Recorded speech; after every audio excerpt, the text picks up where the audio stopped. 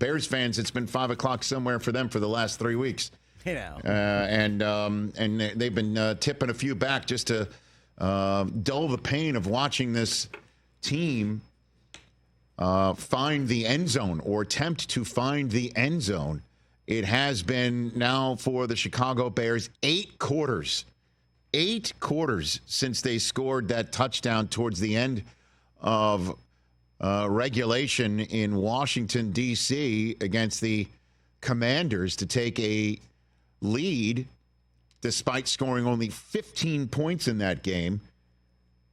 And that day was just 105 passing yards in the air for the quarterback coming off of a bye, coming off of a game in London that I called against Jacksonville when he scored 4 touchdowns and looked terrific doing it.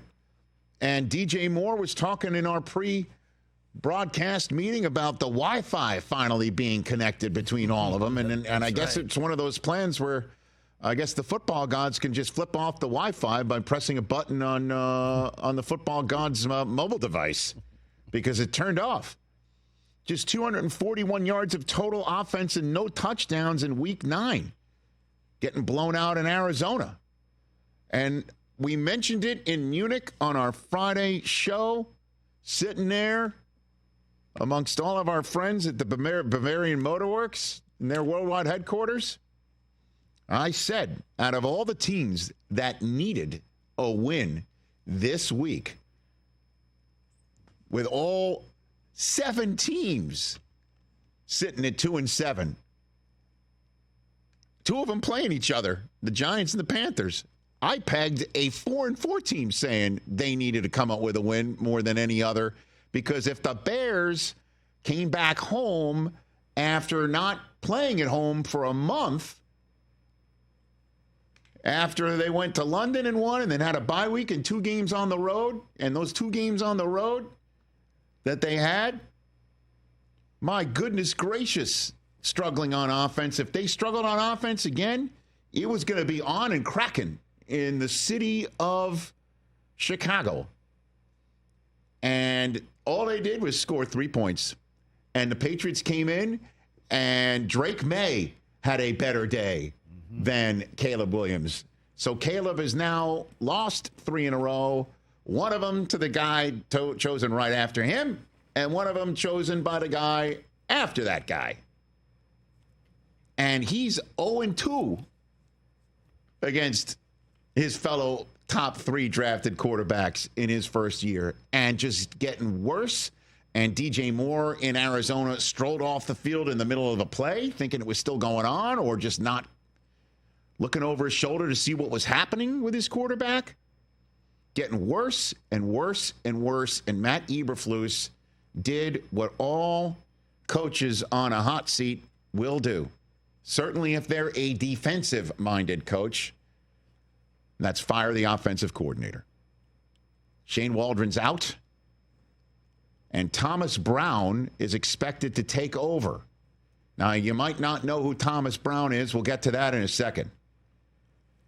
But it is the move of head coaches who know in order for them to survive, there's one last button to push, and that is pushing the button of a coordinator. It certainly worked for Sean McDermott last year.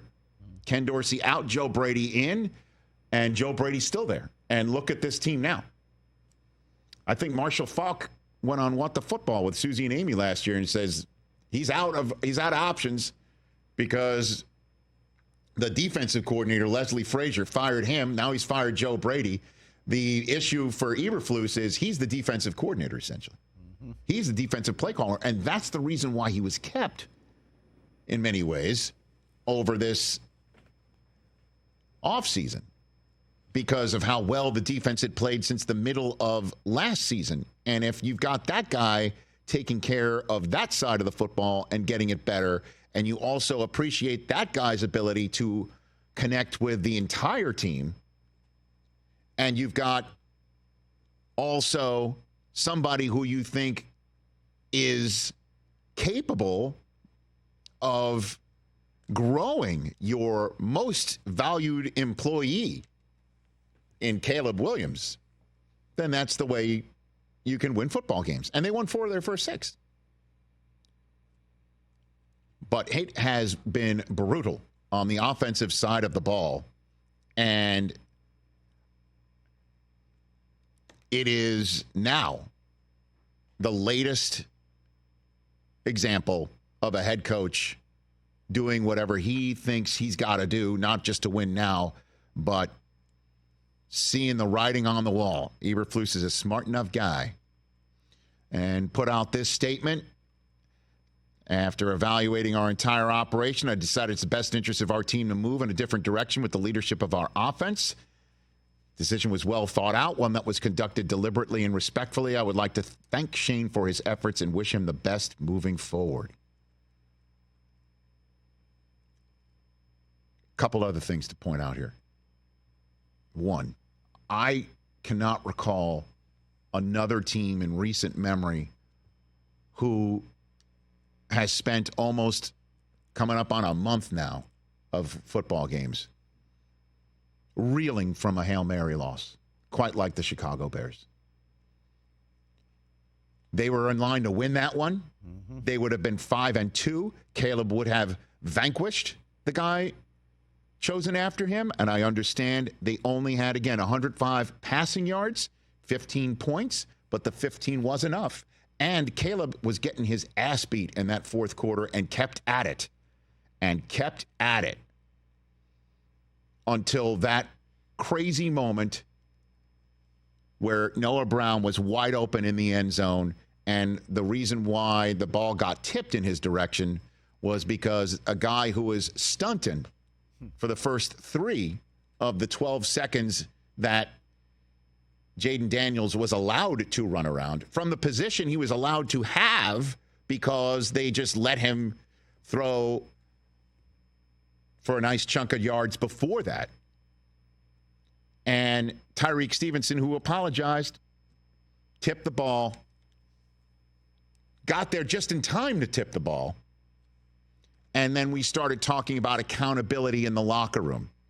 And then DJ Moore walked off the field in the middle of a play. And then when asked about whether Eberflus has control of the locker room, said, I want to say no. Or if he's lost control of the locker room, he said, I want to say no. Which, is a way to say yes. And then this week happens. And the question is, how can this spark anything with the biggest part of their schedule, most difficult part of their schedule coming up? We've talked quite a bit about how the Pittsburgh Steelers have their entire division schedule starting from week 11 on. It starts this very week against the Baltimore Ravens at home. And we said they need to make some hay before getting to that part of the schedule and figuring out their quarterback situation before getting to the part of that schedule. And sure enough, they figured it out. They're 7-2 going into that part of their schedule, with Russell Wilson being 3-0, winning their last 3 games before hitting the toughest part of their schedule. The Bears are just now still figuring out how to flip the light switch on offense, switching out coordinators, having lost the last 3 games going into this difficult part of the schedule that begins for them at home against Green Bay. Interesting, kind of how the Steelers are starting their difficult part of the schedule with all of their division games starting in week 11 at home against their hated rival. And the Bears are going to do the same. What a time to go ahead and switch gears midstream. Can Thomas Jones do it? Pardon me, Thomas Brown. Thomas Brown. Can Thomas Brown do it? What is his background? Well, he was an offensive coordinator in 2023, last year, for the Carolina Panthers.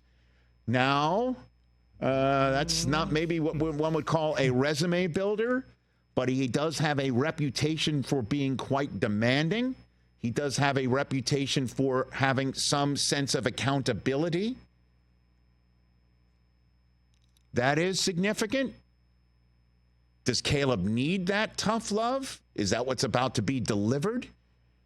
Is Caleb going to respond? Is it about Caleb's response anyway when the offensive line looks the way that it does? Is there an issue between Caleb and DJ Moore still that needs to be ironed out? What is going on there in Chicago? Great questions. The fact that we're going to be getting answers just in a few days with Green Bay coming off a bye, coming into their house, is definitely, one would say, suboptimal. Yes. And, you know, on its whole,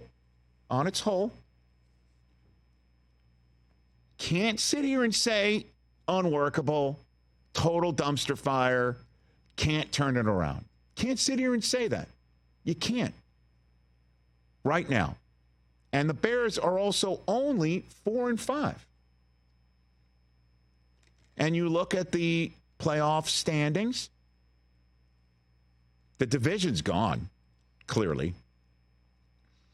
But they're only a game behind the Niners, and they do have their own destiny right in their own hands if they could start winning football games and turning the Wi-Fi back on. And can Thomas Brown do it? Don't know. That said, if you want to talk about suboptimal, when you have a generational talent, as we expect him to be, and I understand Trevor Lawrence is still trying to prove that he is one, and I understand that it's never easy. Never easy. But if you've got Caleb Williams coming into your house, the Bears did set him up with 3 wide receivers who can move the ball down the field, and a tight end who can move the ball down the field, and a running back who has proven in a couple of years in Philadelphia that he can do the job. And by the way, did prove that against Washington when he ran one into the end zone from midfield in DeAndre Swift. So they set him up for that. But what about the coordinator? They had Cliff Kingsbury in their house, in their building. Kingsbury was on the sideline at USC last year. And for whatever reason, they let him out of the building. Remember when he was in the building and we were on this set and we're like, if I'm the Bears, I am not letting him out of the building. Don't let him leave. That is not happening. Yeah. He's not going anywhere. And they let him out of the building. I do not know why. Tom Pelissero will join us coming up at the end of this hour. I will ask him, because where did he wind up with Jaden Daniels? How's he looking? That's called a rhetorical question. That makes it worse. Similar to just give it a Bears parlance, and I understand this is maybe apples to oranges, but I think it is in the same church, different pew. Every single time Mahomes early on in his career did something, how did that reflect on their decision with Trubisky? I'm not saying they chose the wrong quarterback, but clearly they chose the wrong coordinator. They got rid of one. He went to Vegas. Luke Getsy, he's been fired. You know who also had Kingsbury in the building? The Raiders. And this is why Bears fans are sitting back wondering if they're making the right decisions at the highest levels of that building. Is that if we had told you, hey, the plan for Caleb Williams, you're going to hire the guy, not who was on the sideline with him last year. And again, we may find out that they didn't get along and Caleb didn't want him, or he didn't want to coach Caleb. I don't know. But he did take the flight to Los Angeles. I mean, he did take the flight to Chicago. They did meet. Or they did take a meeting. I think it was in Chicago, yeah. And so, but if you had told a Bears fan, hey, here's our plan for Caleb.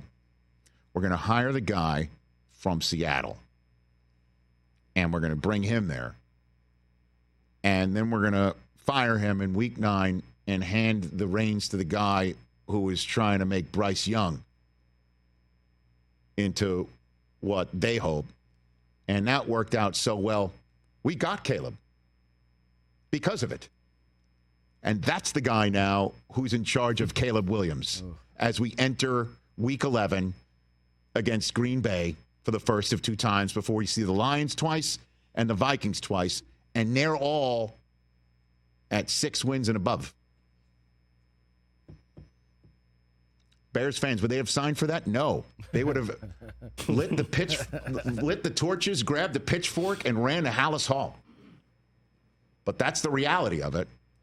And that has to work for Eberflus, I would have to say. Because if not, they will be on the phone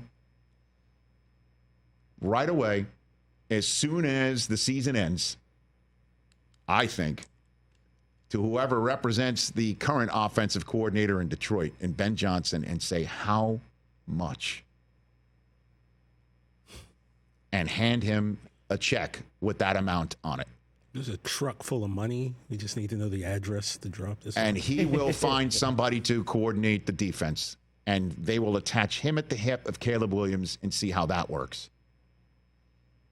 But I like Eberflus, and I hope it works out for him. Seems like a nice guy. And like I said, and it just seemed to me, coming out of that game, Caleb was just like the king of the walk there in London, heading to the plane, 4-2. And they haven't won since. What a crazy league, man. Catch the Rich Eisen Show every single day on the Roku Channel, 12 to 3 Eastern, for free.